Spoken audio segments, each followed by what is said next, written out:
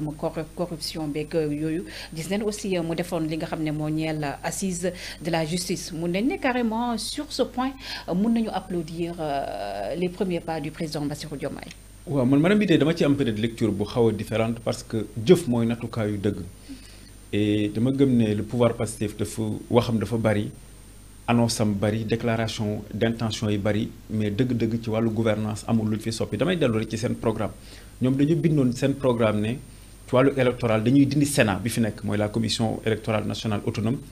def une commission électorale nationale indépendante muy CENI mu am ci dëkk yu bari ndem d'accorduma ci changement boobu mais annoncé woon nañ ko te neewoon nañ bu ñu ñëwee installé wu rek dañuy wootee assise opposition bi maanaam tous les partis politiques ñu organiser wu ñu dindi Sénat bi rapidement def CENI dañu ne woon ci at lañ koy def wala ci juróom-benn weer defuñu ko dañoo ne woon aussi dañuy installer ce qu'on appelle le jury des libertés jury de détention le JLD c'est-à-dire que mooy juge boo xam ne ni buñ la dégloo maanaam buñ la jàppee déglu la bu war la yóbbu kaso ne la dañ leen place mandat de dépôt yow am nga droit maanaam recourir ci juge boobu mu xool est-ce que yoon lañ yóbbu la kaso wala déedéet JLD loolu am na France ak yenn démocratie yi loolu it at dañ ko def ci at defuñu ko. est-ce que am nañu possibilité def ko te jaarul ci ay projet de loi aussi monsieur Anne. fa laa jëm boo xoolee aussi li ñu woowee retour de parquet mu bari fi lool Pastef da ko bind nit ñi mën nañu ubbi seen programme da ko bind ne retour de parquet dootul am Sénégal def nañ fi assise de la justice effectivement newoon nañ aussi dañuy génn conseil supérieur de la magistrature at génnuñu léegi nag ci laay ñëwee ci wàllu parce que yenn changement yi loi moo koy def effectivement mais bu fekkee da nga majoritaire à l'Assemblée nationale depuis 4 mois et que amul benn projet de loi boo fa dugal wala proposition de loi ci wàllu changement wàllu rupture yooyu ma damay jàpp ne xëy na wax rek la woon mais amul début de matérialisation beneen bi ci topp ci wàllu gouvernance et pour man sax fa laa waroon njëkkee ndax moo gën a dangereux Sénégal dafa toll ci benn cycle bu doy waar boo xam ne man personnellement mësuma ko gis ci àdduna mooy nit ñi fal nit mais ñëpp xale tey jii bu am juróomi at sax boo ko laajee mu xam ne kooku il n'incarne pas la plénitude des fonctions du président de la République. keneen ku ñu falul ku ñu nommé mooy le premier ministre moom mooy jiite moom moo am toutes les prérogatives en tout cas de fait ñu ngi koy matérialiser mooy président bi mos na ne day def déclaration à la nation premier ministre ba jiitu ko ci ngoon gi wax la mu war a wax muy benn. dañu am nous dans nos coutumes dans nos traditions démocratiques et républicaines dans nos institutions maanaam bu président de la République amee programme beneen programme état bi dootu ko am te gis nañ fii président am programme premier ministre organiser boppam programme boppam je pense que c'était les questions au gouvernement bii passé beneen bi ci topp mooy ñu nommer ay nit par décret nga d'accord ak ñoom wala nga bañ a d'accord ak ñoom nommer nañ leen ils ont les prérogatives pour les nommer parce que c'est des prérogatives constitutionnelles ay nit ñoo xam ne ñoom it dañ leen nommer par décret taxaw naan kooku kenn du ko nommer ba bay bind sax ci ay réseaux sociaux ay mots dégage ak genre yooyu te nit kooku li ñu jaaxal mooy ba tey nit kooku wala nit ñooñu ñu contesté woon seen nomination ba tey installé wu leen te loolu nekk lu doy waar parce que le président de la République c'est le garant effectivement de l'ordre constitutionnel de la séparation des pouvoirs moo koy garant du fonctionnement normal des institutions comme on dit chef suprême des armées ñu gis aussi ci wàllu gouvernance mbir yoo xam ne daawuñu di ko gis Sénégal mooy un premier ministre toog meeting ne le président du conseil constitutionnel était corrompu muy lu graaw ñu toogaat même premier ministre taxaw xool un général de l'armée ne ko moom da doon waaj a def coup d'état loolu lépp nag nekk ce qu'on appelle une brutalisation du débat public une forme de bordélisation de l'État du Sénégal te loolu bu yàggee baaxul ci réew donc au niveau de la gouvernance la ñu waxoon aussi dañuy def ay appel à candidature pour ñi leen wax ko jëpp dégg ko à tous les postes ñu jékki-jékki ne à certains postes yi ñu waxoon yëpp ba tey nommé nañu fa ay nit. mais ils avaient clairement dit à certains postes. à certains postes mais boobu ba tey amul benn poste bu ñu def appel à candidature te loolu par contre pour wax leeral ko nit ñi loolu jarul loi yenn agence décret moo leen créé donc jarul loi décret ngay jël visé waat décret bi ñu jëloon ne agence bi dindi nañ ko mais mënoo nommer aussi à tous les postes ci agence yooyu ñëwaat ne da ngay def wéy dinaa ko def ay appel à candidature te bu ñu fàttali ko. mais récemment le premier ministre annoncé na à l'Assemblée nationale que dinañ fusionner ñenn ci ay agences pour rationaliser vraiment les dépenses de l'État. xam nga loolu laa doon wax sànq ne la jëf mooy natukaayu dëgg Pastef dañuy wax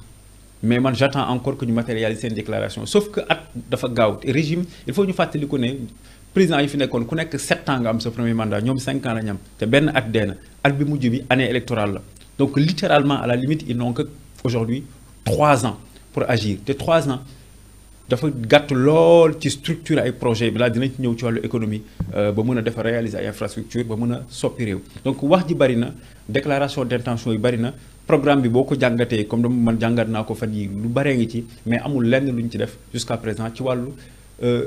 transformation radicale ci walu gouvernance ak ci walu réew mi. Mais finalement est-ce que la présence du Premier ministre si mun leen wax né état bi mun leen si gouvernement bi est-ce que munuñ leen ko nangul parce que mun nañ né ils avaient proposé aux Sénégalais un duo. Donc Premier ministre Ousmane Sonko ni nga xamné non le présenter si li nga xamné mo nek appareil bi. Est-ce que mën ko nangul aussi finalement de lon am ay premier ministre yo xamné peut-être le président moo loon ko sut wala sax moo loon ko nommé mais finalement avec tout ce qui s'est passé avec le régime de l'APR qui dit le président Bassirou Diomaye Faye c'est son premier ministre moo ko désigné. waaw xam nga madame Biteye loolu am nañ mën nañ ko xalaat mais loolu baaxul ci réew parce que suñu réew mi c'est des régimes présidentiels. Et puis président moo am prérogative constitutionnelle par exemple nommé aux emplois civils et militaires et cetera prérogative yi maanaam moom lañ ko jox te boo xoolee démocratie Sénégal li muy doxee dafa musul am genre bi man je suis d'accord que boo amee sa parti. Mais ils sont arrivés au pouvoir de manière exceptionnelle aussi. Je ne suis pas d'accord qu'ils sont arrivés de manière pour moi ils sont arrivés au pouvoir comme ñeneen ñëpp ni ñëw au pouvoir maanaam ñu xëy dimanche ñu voté leen ñu ngoon ñu wàññi nga gagné mooy fi may ñëw mooy Pastef c'est une association privée. Donc, si vous avez une association, vous avez une mais l'État du Sénégal est un État sérieux. Les institutions de la République sont des institutions sérieuses. Et mélange des genres, c'est même en termes d'efficacité, en termes d'efficience, en termes de transformation radicale en matière de gouvernance. Je pense que si vous avez une association privée, vous avez effectivement qui est chef lundi, mardi, qui est chef, etc. Mais l'État du Sénégal, le chef de l'État du Sénégal. Que le président de la République du Premier ministre. Le Premier ministre Ousmane Sonko fait ombre à son président? Ce n'est même plus de l'ombre, ça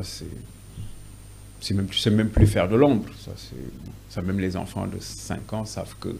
qui réellement dirige le pays. Bonne gouvernance. Nous avons aussi monsieur Anne parce que sans que Yanké wax par rapport à la gouvernance mais on a vu aussi le président Bassirou Diomaye Faye opérer mun nañ wax né ay changements yu am solo et surtout lettre ouverte bi nga xamné adressé won nako fonctionnaires yi par rapport à ponctualité bi respect de l'hiérarchie même sax li nga xamné mo nek le rapport avec les règles lo xamné ñeel na deniers publics lutte aussi contre la corruption. Mun nañu wax ne loolu aussi c'est des mesures salutaires yi nga xam ne mun nañ ko duut baaraam depuis que le Bassirou Diomaye Faye accédé au pouvoir. D'accord ma ci lettre boobu te bu ñu déglu woon aux fonctionnaires yi fi yàgg am expérience duñ ko def d'accord ma ci pour ñetti raisons. Comment ça? Bi ci njëkk mooy président de la République du bind lettre ay fonctionnaires ça ne se fait pas. Président de la République adresse à la nation lay def parce que c'est le garant de l'unité nationale. Président du wax ak ay corps yu ñu seppi. am tay mo wax ak bay ay bind lettre ay baykat suba mu bind lettre sàmmkat dem mu bind lettre xale yi def roller ginnaaw suba mu bind nappkat yi après demain mu bind ñiy fay ça ne se fait pas. Un président s'adresse à la nation il s'adresse pas à des composantes de la nation boobu mooy bi ci njëkk. Deuxième bi yaa ngi koy wax léegi wax affaire ponctualité l'administration du Sénégal compte des fonctionnaires des 170 000 fonctionnaires compétents sérieux loyaux et formés à bonne école. Dafa am aussi lu fi Pastef indi mooy une forme de soupçon bu ñu am ci képp ku fi nekk di liggéey ñu jàpp ne tu es corrompu képp ku fi nekkoon nekk homme d'affaires bëri yor sa alal ñu jàpp ne comme corrompu nga képp ku homme politique war a liggéeyal sa réew ñu jàpp ne sàcc nga dañ lay jënd dañ lay ger et cetera ça baaxul gis nga tu peux pas avoir avec ton administration un rapport soupçonneux di leen soupçonner et cetera et puis beneen nag bi ci mujj ci la ëpp sax ay problème c'est du détail. C'est mais quelques rapports yi nga xam ne gis nañ ko corps de contrôle yi wane ko aussi mun nañu wax ne toute l'administration sénégalaise aussi mun nañ ne am neen benn comportement boo xam ne louable quand même. Juste pour jeexal ne loolu c'est du détail boo nekkee en certain niveau de responsabilité affaire wu lettre ay fonctionnaires xëy 8 heures loolu c'est du détail loolu c'est du niveau d'un chef de service voire d'un chef de bureau. Leneen li ngay wax nag sur des rapports effectivement les rapports yi corps de contrôle yi ñu am la Cour des comptes l'IGE ak l'inspection générale des finances ak yeneen rapports yi parce que il faut savoir aussi que dans les administrations dans les ministères dafa am ay inspections internes les inspecteurs techniques ak les ñuy wooye les inspections des affaires administratives et financières mooy I2AF c'est-à-dire que ñooñu noonu dañuy def ay rapports tout le temps parce que en fait la reddition des comptes est un exercice normal suñu démocratie c'est tout à fait normal li am solo mooy bu fekkee dafa am ay comportements yu ñu war a jooyanti et cetera ñi ko war a gérer en termes de responsabilité interne dans les ministères ou dans les directions générales ou dans les agences ñu gérer ko bu fekkee dafa nekk affaire financière Cour des comptes am na détail yoo xam ne c'est la chambre de discipline financière benn parce que cour la en fait Cour des comptes tribunal la xëy na dinañ ci ñëw après mun na ko régler foofu yeneen bu dee dafa am yoo xam ne dafa jéggi dayoo après mën nañ ko transmettre à la justice def liggéeyam mais dafa am sax une petite gêne mooy bu fekkee exécutif tout le temps dafay wax ci ay affaire rapport dafay wax ci ay affaire ñu war a yóbbu ci yoon et cetera du rôle am parce que il faut pas oublier madame Bitèye que nous sommes dans le cadre de la séparation des pouvoirs donc dafay am solo te puis boo dee da nga nekk exécutif nga tàmm wax ci affaire justice affaire rapport affaire détournement bu yàggee day am benn soupçon booy installé auprès de l'opinion sur le caractère vrai des affirmations voire des allégations ak aussi le caractère équitable de la gestion de ces dossiers-là. La réforme de l'administration sénégalaise on en parle le président Bassirou Diomaye Faye nekk na loo xam ne lu ko ñor yow mii mën nañ ne carrément min nga bu baax administration sénégalaise. loolu ban jàngat nga ci am ban lecture nga ci mën a def. waaw administration sénégalaise moom depuis toujours dañu nekk di ko réformer mais xam nga réforme du ñu réformer maanaam 2012 ñu ne non dañuy xaar ba 2025 wala ñu réformer 2025 dañuy xaar ba 2045 comme li may wax rek boo xamee fonction publique ni muy doxalee en fait on réforme tous les jours il y a des programmes de réforme des méthodologies il y a des programmes de réforme des pratiques am na réforme yoo xam ne UEMOA moo ñu koy dicté notamment sur le budget programme ñu internaliser ko am na réforme yoo xam ne ministère fonction publique yooyu moo koy initier am na réforme yoo xam ne ñun ba ñu nekkee sax au bureau opérationnel de suivi am na réforme sur les effectifs de l'administration et cetera yooyu c'est tout à fait normal mais yooyu encore une fois c'est du niveau de chef de bureau c'est du niveau de chef de service du sax niveau ministre. léegi ñu ñëw si la partie bonne gouvernance bu ñu fi ñëwee nag dinañ ñëw si rapport Cour des comptes bi nga xam ne indi woon na vraiment coow. faut rappeler que rapport bi ñu ngi ko daté 2019-2024 mu révélé nag une situation boo xam ne wàllum déficit bi ñu am si 12% sur PIB alors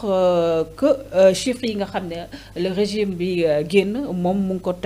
sampoon si 5%. loolu ñu am si nga mën see am vraiment ban lecture par rapport ak rapport bi nga xam ne Cour des comptes génne na ko. waaw rapport bi effectivement ñu ngi ko doon xaar surtout que premier ministre Sénégal moo taxaw def déclaration avec son gouvernement ne dafa am ñett yu régime président Macky Sall def mooy dafa maquiller comptes yi dafa falsifier chiffres yi et dañoo détourner deniers publics muy ñett boog te boo xamee état fii Sénégal maanaam c'est la première fois maanaam rapport bu mel ni ñu def ko parce que en fait UEMOA moo ne def directive ne bu réew bu mandat bu bees amee maanaam bu nguur gi changé nguur gu bees gi ñëw day def rapport am na ñetti weer pour def rapport càmbar effectivement compte public bu pare da koy jox Cour des comptes moom mu càmbar rapport bi ñu ko jox après door ko publier. donc loolu c'est tout à fait normal loi da ko permettre ma am ci nag ay jafe-jafe yu bari bi ci njëkk.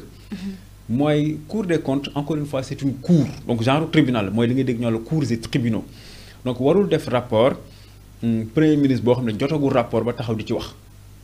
kenn warul wax ci rapport de Cour des comptes tant que joxewu ko boobu laa ci am muy jafe-jafe bi njëkk. beneen bi mooy rapport bi comme ni ko ñëpp gisee signé wuñ ko et d'habitude les rapports de la Cour des comptes dañ leen di signé les auteurs les rapporteurs. dañ koy signé mais bu nekk ci table président de la République signé nañ ko quand même peut-être bu ñu jox le grand public moom lañ signé wut. justement c'est pas ça la procédure de loi bi dafa ne Cour des comptes day càmbar rapport bi IGF def mu publier ko après publier la ñu wax c'est du français donc dañ ko waroon a signé wuñ ko boobu mooy ñaareelu jafe-jafe bi ma ci am ñetteel bi d'habitude ci rapport yi ñuy gis. dañ koy maanaam rapport bu ko benn chambre defee ba pare dañ koy yóbbu en chambre réunie maanaam chambre yëpp Cour des comptes ñooy dajaloo jàngat rapport bi càmbar ko adopté ko ba pare génnee ko bi yoon benn chambre rek moo koy def mooy la chambre des affaires budgétaires et financières boobu booy ñetteel bi beneen bi nag ñeenteelu jafe-jafe bi balaa ma lay delloo kaddu gi mooy Cour des comptes daf fi nekk pendant 5 ans certifié exercice budgétaire compte public yu ñu defoon entre 2019 et 2024 donc damay jaaxal loolu que ñoom chiffres yi ñu càmbaroon ne baax na ba def ay projet de loi de règlement ba def certificat kii ñu def assemblée def proposition projet de loi de règlement ñu adopté ko damay jaaxaloon ñu dellu si waat ci te bi may mujjee. mais peut-être aussi Cour des comptes chiffres yi nga xam ne mën nañu wax carrément moom la leen état di jox si loolu leen mën a sukkandiku te bu ñu sukkandikoo vraiment si li nga xam ne moo nekk le premier ministre Ousmane Sonko wax na ko que dafa am maquillage des chiffres. donc mën nañu wax ne que Cour des comptes peut-être si ñi nga xam ne comme FMI ni leen naxee moom tamit noonu leen trompé. xam nga li nga wax nii su ma ko toppee sax ci logique boobu. dafay gën a dangereux dafay gën a grave. mooy dafay mel ni Cour des comptes moom dafa toog état régime bu fi nekk rek bu ko joxee ay chiffres mu wax loolu Cour des comptes du doxee noonu. ni muy doxee. Cour des comptes ni muy doxee mooy bu ñu defee rapport parce que il faut savoir rapport bi fan la jógee inspection générale des finances nekk ministère des finances et du budget moo def rapport ci juróomi at yi weesu. bi mu paree mu jébbal ko Cour des comptes. Cour des comptes rôle am xam nga lan la waxuñu ko mu càmbar 5 ans yi de waxuñu ko loolu xam lu ñu ko wax rapport bi la gouvernement bi jox moom ngay càmbar xool l'exactitude des données l'exhaustivité des données ak la crédibilité des données ñett yooyu la ko loi sant pour mu def ko. d'accord mais PIB bi nga xam ne régime yi président Macky Sall 4% 5% autant pour moi le déclaré woon finalement avec ce nouveau rapport on se retrouve avec 12% du PIB. Bonne explication du déficit bonne explication nga mën a joxe par rapport à cela. waaw non loolu man chiffres yooyu avec tout le respect que je dois à la Cour chiffres yi avec tout le respect que je dois à la Cour. chiffres yi chambre des affaires budgétaires et financières jox man convaincre ma. comment ça convaincre ma parce que. lan mooy nuance entre chambre des affaires bi ak Cour des comptes. xam nga Cour des comptes cour la ci biir mu am ay chambre y a la chambre des affaires administratives y a la chambre des entreprises publiques y a la chambre des affaires budgétaires et financières chambre boobu quoi mu ngi mel ni kër rek bu amee néeg boobu ñu woowee chambre des affaires budgétaires et financières moom moo def rapport bi et très sincèrement seen liggéey man personnellement. convaincre ma man nag du ma waa Pastef bay saaga ay tribunaux di saaga ay magistrats man du ma def loolu mën naa ne nag ak ñu jàng naa ko ay experts jàng nañ ko. mais yaa ngi remettre en question aussi leur crédibilité dafa mel ni. nee naa li chambre boobu def man ça ne me convainc pas personnellement damay jël dette bi pourquoi ça ne me convainc pas dañoo ñëw ci dette bi ne la dette principale dafa jógee 13 000 milliards dem ci 18 000 milliards. Ouais. ñu ne dafa jógee 74% du PIB dem 99%. loolu ça ne me convainc pas parce que pour moi la méthode de calcul n'est pas bonne. enfin gis nga dette Cour des comptes dafa defoon rapport 2022 sur la dette kese Cour des comptes dañuy defoon rapport 2022 génne ci ay recommandations yu bare yenn yi nee na structure yi gérer dette bi état dafa bari maanaam am na juróom-ñett ba juróom-ñeenti bànqaasu état yuy gérer dette. mu ne leen loolu da ngeen ko war a mutualiser parce que njàpp day am ay chiffres am Amidou am chiffre am Massamba am chiffre am Mademba am ay chiffres bu ne loolu baaxul. logiciel yi tamit parfois yi ministère même ak état bi logiciel yi muy liggéeyee ci dette bi bokkul mu ne non da ngeen harmoniser logiciel yi comme ça bu leen amee benn logiciel mutualiser effectivement di ngeen mën a suivre en temps réel le niveau de la dette maintenant pour ñëwaat ci dette bi concrètement chambre bi li mu def la dafa jël la dette des structures parapubliques maanaam Air Sénégal port autonome de Dakar aéroport Blaise Diagne Sénélec dugal ko ci boru état te loolu bokku ci. parce que loolu li muy demee mooy xam nga structures yooyu bien vrai que état moo leen moom mais ñoom dañu am autonomie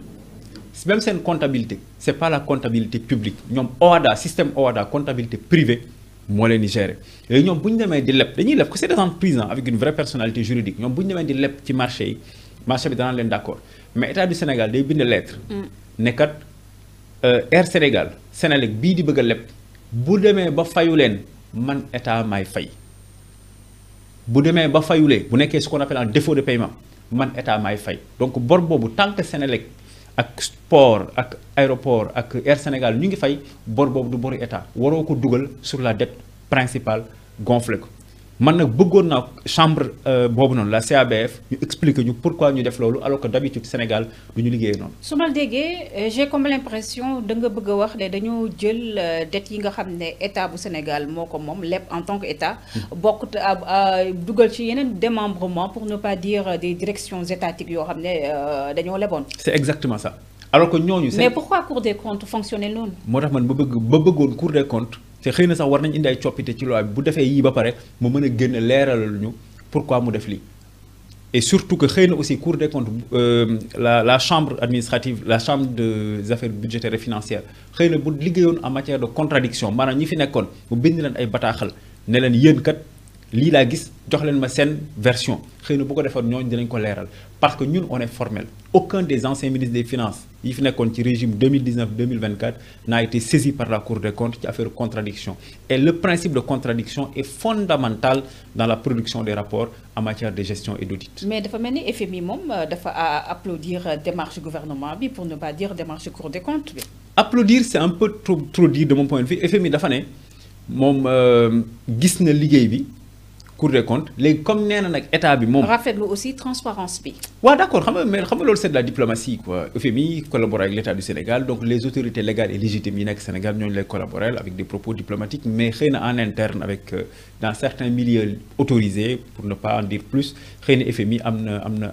lu mu ciy douter ci wàllu méthode bi parce que aussi c'est des financiers c'est des économistes xam nañu aussi état nu muy doxee mais li ci am solo et d'ailleurs li nga tudd FMI c'est très important mooy FMI dafa yàgg topp État du Sénégal le président Abdoulaye Wade ak le président Macky Sall pour ñu dindi subventions yi notamment sur les questions en matière d'énergie et cetera ñooñu ñu bañ fi mu toll nag Sénégal malheureusement ak propos irresponsable yi premier ministre bi téye ak rapport bi dinañ dugal Sénégal ba finalement amatuñu choix dañuy dindi subventions yi te état bi annoncé na ko parce que lii secrétaire général du gouvernement bi annoncé porte-parole bi wax ko keroog li am te ñemewuñu ko wax nit ñi mooy on retourne en ajustement structurel te Sénégal jóge na ajustement structurel en 99. Est-ce que ce n'est pas trop dire aussi parler d'ajustement structurel ak lépp rek loo xam ne lu muy àndal ñu ñëw si publication rapport bi ba ñu publier rapport bi gis neen conséquences yi nga xam ne cette publication am na ko gis neen note bu Sénégal ñu dégradé ko un peu partout si nga xam ne moo nekk agence de notation yi comme ay Moody's Standard et Poor's loolu quelle formule pour yow pour relancer